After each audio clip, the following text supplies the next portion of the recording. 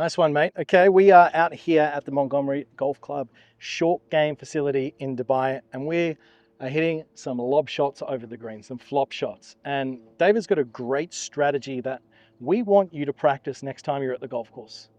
Go to the short game area, get yourself a position where you don't have much green to work with, either over a bunker or simulate it, and we're going to teach you the exact way that you should learn how to hit a flop shot. Because we certainly just don't want to play a stock shot, do we, David? No, we need to get the ball higher. We need to stop it quickly.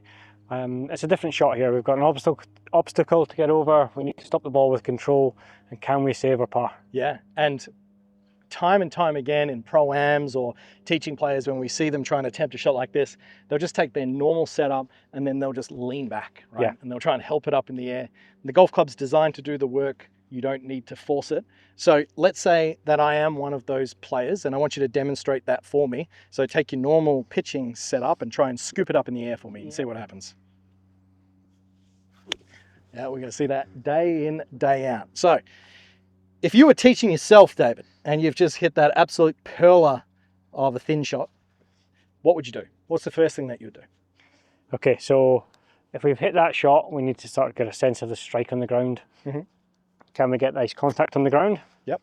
Get a sense of it. So developing the skill number one. David hit the center of the golf ball on that last shot. We can see right now he's working on hitting the ground with a nice sweeping. Not a digging, not a missing completely, but a nice sweeping. Yeah, get that sense of that interaction. We're not digging into it. We're moving through, brushing along the top of the ground, and then that moving through. Okay, perfect. So we've developed the skill of hitting the ground.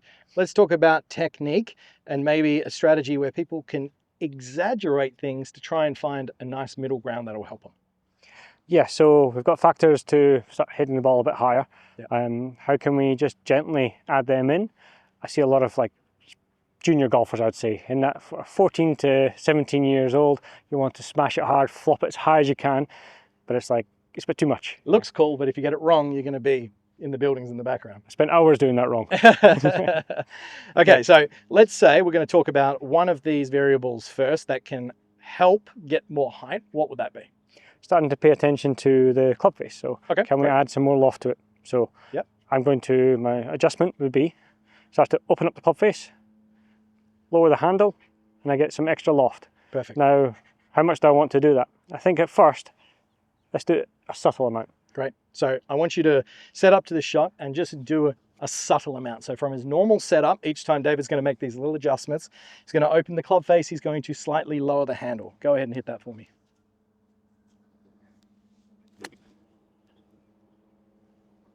All right, with a subtle adjustment, you know what? That was pretty good. Yeah, stopped within 2 yards. It was great. Now, I want you to overdo it because this is what most players would do in this situation. They would open it way up, they would drop that handle super low. I'm actually terrified.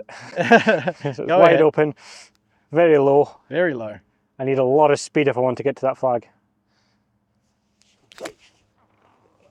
And the risk reward is certainly not there. If we ran far enough forward, we probably could have caught that.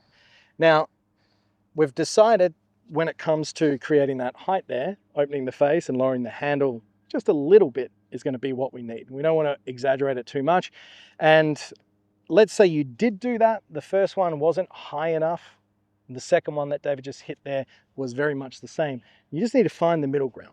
Yes. Called trapping. Like go from one extreme to the other and start working towards the center to find a solution that's going to work for you. So we've got opening the club face. Now, the final thing after they've found the right amount of club face opening, club face, let's say turn to the right for the right hander and lowered, would then be kind of the speed element, yes. Wouldn't it? Yeah. Right. So let's say that you've opened the club face enough, you've got the handle lower. How do we find the right speed? Go ahead, set up correctly, and just do a speed which you would do for your normal pitch shot. So we're kind of expecting this one to kind of not get there, right? Open the face, lower the handle, whatever that speed was. And all things being equal, we'll probably see this one fall in the bunker. And you can see what happens is when you open the face and lower the handle, there's less of a square hit, for lack of a better term, to get the ball propelling forward, and it's going to fall short. So how do we increase the distance? Do we simply just accelerate more, David, or what do we do? So if we have a burst of energy, suddenly the strike starts to go and we get a bit erratic. And it looks like this. Yeah, it's a bit wild. Yeah. So let's lengthen the swing. Okay. Can we make a longer swing? It's going to build more energy up. First step. Think about it as a wrecking ball, right?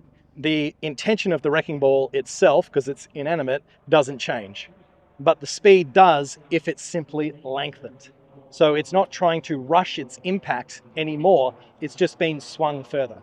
So if David simply just swings his golf club above his head on either side, naturally what's going to occur is there's going to be more speed.